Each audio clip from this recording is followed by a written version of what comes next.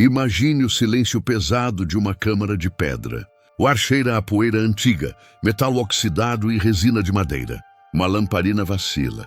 3 homens, um egiptólogo, um operário e um funcionário do governo, respiram fundo antes de levantar a última tábua.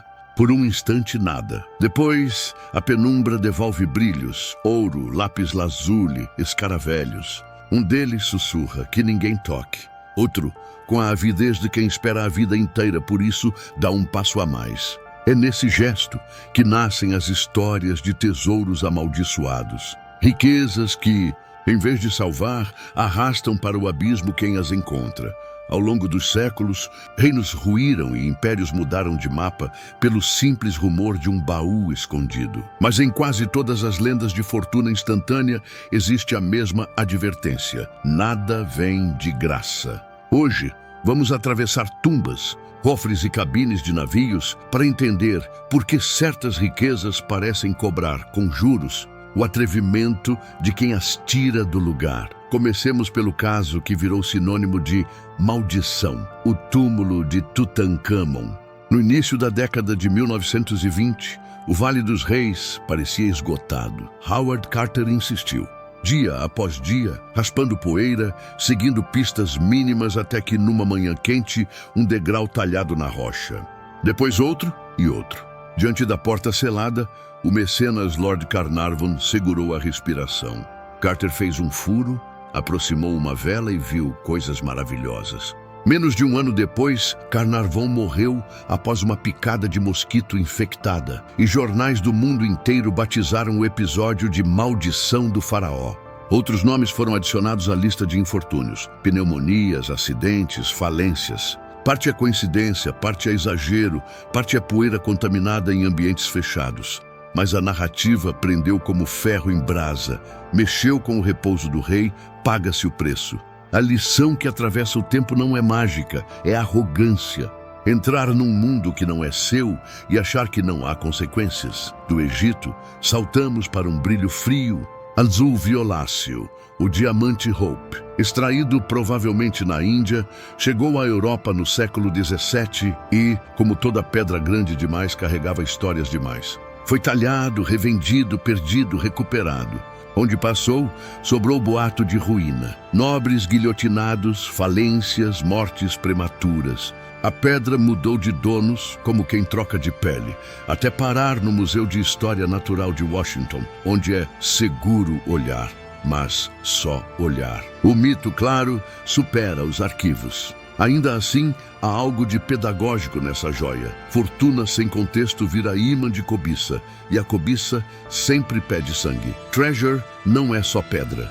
Às vezes é sala inteira. A Sala Âmbar, 8ª maravilha do mundo, revestida de painéis de âmbar e ouro, presente prussiano para um czar russo. Quando os nazistas invadiram a União Soviética na Segunda Guerra, desmontaram a sala em poucos dias e a levaram para Königsberg.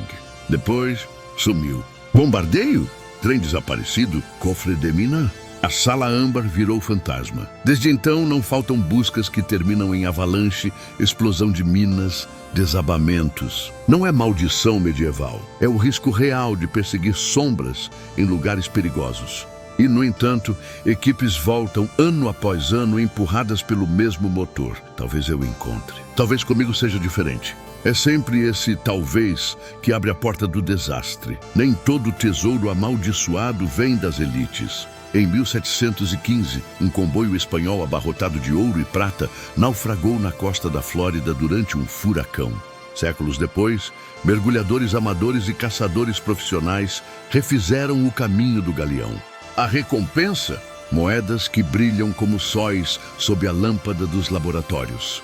O preço? Correntes imprevisíveis, tempestades repentinas, equipamentos que falham. O mar, diferente da areia do deserto, não perdoa distrações. Quem desce atrás de ouro sobe com mais rugas, menos fôlego, e às vezes não sobe. Há tesouros que arrastam cidades inteiras para a obsessão. Oak Island, no Canadá, é o exemplo clássico.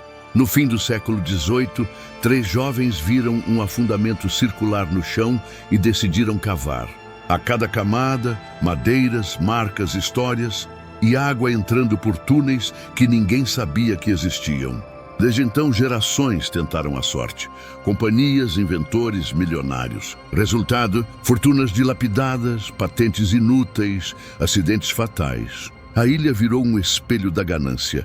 Quanto mais você olha, menos vê, e mais gasta para continuar olhando. E quando a riqueza é de gente viva, o ouro de Atahualpa, último Sapa Inca, é uma dessas feridas abertas. Após capturar o imperador, Pizarro exigiu um resgate impossível, encher um quarto com ouro e 2 com prata. O povo inca juntou o que pôde, templos vazios, peças fundidas, cargas cortando vales. O ouro chegou. Atahualpa não foi solto. Assassinato travestido de julgamento. O que veio depois é conhecido. Ouro derretido, navios carregados, homens enriquecidos de um lado e um continente ferido do outro. Se há maldição, ela é histórica. Riquezas arrancadas à força deixam rastros de revolta e culpa que atravessam séculos. Voltemos às pedras. O Koh-i-Noor, montanha de luz, saiu da Índia nas idas e vindas de impérios e terminou na coroa britânica. É provavelmente o diamante mais famoso do mundo e o mais controverso. Tradição diz que traz boa fortuna a Deus ou mulher que o use e ruína a qualquer homem. Ao redor da frase, muita política, muita dor, guerras, deposições, tratados aceitos com canhões apontados. A maldição do Koh-i-Noor não é o sobrenatural. É a lembrança permanente de que riqueza tomada em guerra nunca dorme tranquila. Cada aparição pública acende discussões, pedidos de devolução, artigos, protestos. É a fortuna que pesa mais pelo que significa do que pelo que vale. Também há joias que parecem nascer rodeadas de boatos. O diamante negro, Black Orlov, por exemplo, que a lenda diz ter sido roubado do olho de uma estátua sagrada na Índia e que teria causado uma sequência de tragédias entre proprietárias no século XX. Verdade? Em parte romance, em parte coincidência, em parte marketing. Mas o enredo sobrevive porque traduz em linguagem de novela o conflito real. Objetos sagrados tirados de seus contextos acumulam um ímã de histórias ruins. E os tesouros que ninguém ousa abrir? O mausoléu do primeiro imperador da China, Qin Shi Huang, segue lacrado. As crônicas antigas falam em rios de mercúrio, armadilhas mecânicas, lacres impossíveis. Em volta, um exército, os guerreiros de terracota. A tecnologia moderna detecta altas concentrações de mercúrio no solo, prova de que as lendas tinham alicerces. Por que não abrem, então? Porque já aprendemos, às custas de muito erro, que uma porta antiga aberta na hora errada destrói o que deveria preservar. A maldição aqui é científica. Toque sem preparo e você perde tudo, inclusive o futuro. No Mediterrâneo, outro tipo de riqueza amaldiçoada afunda e reaparece. O navio romano de Anticítera, descoberto no início do século XX, trouxe bronzes de tirar o fôlego e o famoso mecanismo que alguns chamam de primeiro computador.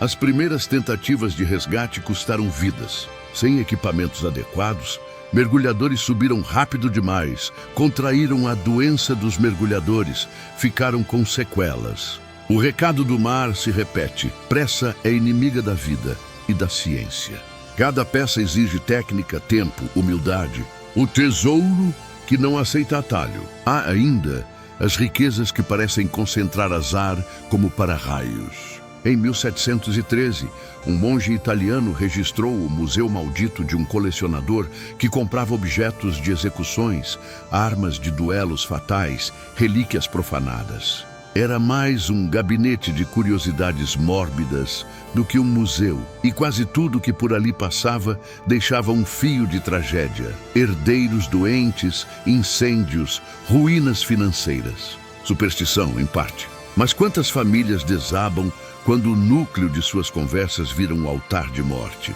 Às vezes, a maldição é apenas o foco que escolhemos, aquilo em que fixamos os olhos, começa a moldar nosso destino. No Caribe, piratas espalharam um tipo diferente de maldição: mapas falsos. Cofres enterrados eram menos comuns do que a literatura faz crer.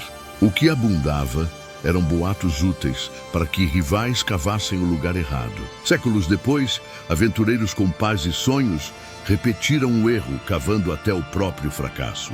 A maldição aqui é psicológica. A mente prefere o enigma que promete tudo à verdade, que exige trabalho longo. É a diferença entre ganhar na loteria e fazer um patrimônio. Um tipo de riqueza vem com um boleto escondido. No Brasil, lendas de botijas, potes de barro com moedas enterradas por quem fugia de guerra, cangaço ou cobrança. Trazem seu pacote de sustos, casas rachadas, brigas de família, aparições que espantam cavadores. Entre crença e realidade, uma constante: dividir é sempre mais difícil do que cavar. Quantos primos viram inimigos por causa de um punhado de moedas? A maldição, de novo, veste a cara da cobiça. Existem também tesouros que atraem maldições coletivas, porque ao serem retirados de seu lugar, removem uma âncora simbólica de um povo.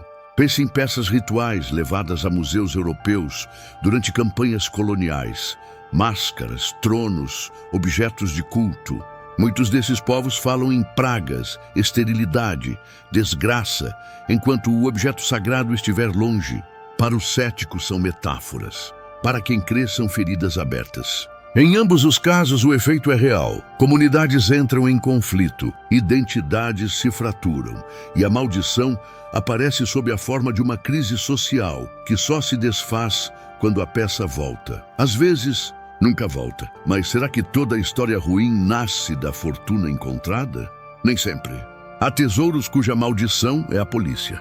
No século XX, caçadores de arte nazi saquearam coleções inteiras. Décadas depois, netos que herdaram um quadro sem procedência acordam com oficiais à porta e processos intermináveis. O objeto valioso torna-se um problema insolúvel. Vender é difícil, expor é perigoso, guardar é uma bomba-relógio moral. A riqueza vira peso. E é assim que muitas fortunas mal explicadas terminam, não com fantasmas, e sim com advogados. Curiosamente, algumas maldições foram fabricadas por negociantes espertos. Acrescentar uma aura de perigo a um objeto aumenta seu apelo. Este anel pertenceu a uma condessa que morreu na noite do baile. Este medalhão foi retirado de um templo sob protestos dos sacerdotes. A etiqueta do azar na vitrine vende. O comprador leva não só metal e pedra, mas uma história que arrepia e que frequentemente passa adiante o arrepio e a etiqueta. O comércio entende, medo também é mercadoria. Então, o que afinal destrói quem encontra riqueza?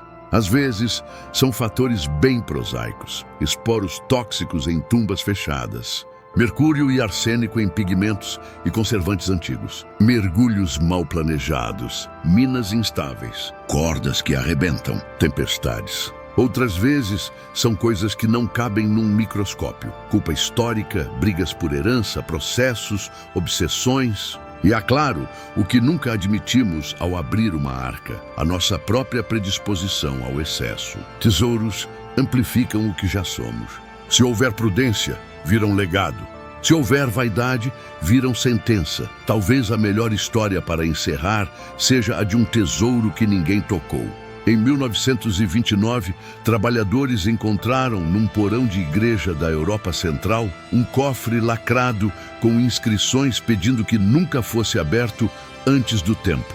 O pároco, homem prático, chamou as autoridades. Debateram durante semanas. O conteúdo? Ninguém sabia. O valor poderia ser nulo ou infinito. Decidiram preservar, registrar, estudar o prédio, analisar o contexto. Anos depois, arqueólogos concluíram que o cofre tinha valor documental. Cartas, inventários, pequenas relíquias. Abriram com luvas, câmeras, protocolos. Nada amaldiçoado saiu dali. Ao contrário, aquele cuidado salvou um pedaço de memória. Essa é a chave que dissolve a maior parte das maldições. Contexto, método, respeito. Tesouros não são apenas coisas, são histórias compactadas. Arrancá-las do lugar sem entender o texto e o subtexto é o caminho mais curto para transformar brilho em ruína. Se existir alguma maldição real, ela está nessa frase simples: toda riqueza tomada sem medida cobra a conta. E Se por acaso um dia você topar com um brilho suspeito atrás de uma parede, no fundo de um sótão, sob a areia de uma praia, respire, fotografe, chame quem sabe. Porque no fim, o que separa uma descoberta que ilumina do achado que destrói não é a velha magia das lendas, é a humildade de admitir que nem todo tesouro foi feito para caber no bolso.